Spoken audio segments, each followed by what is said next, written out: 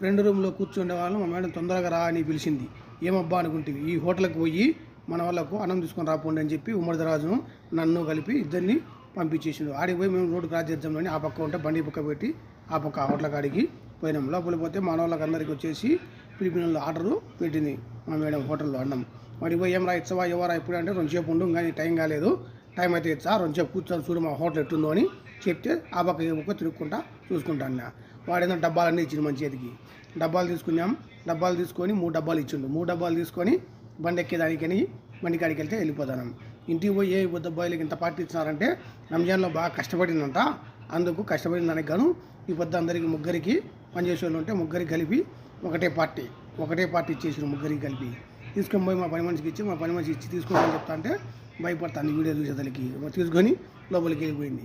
ఎందుకు పోతా శుక్రవారం అని చెప్పి పోయింది. నాకు కాదు మేడానికి చెప్పు శుక్రవారం అని నేను చెప్పాను.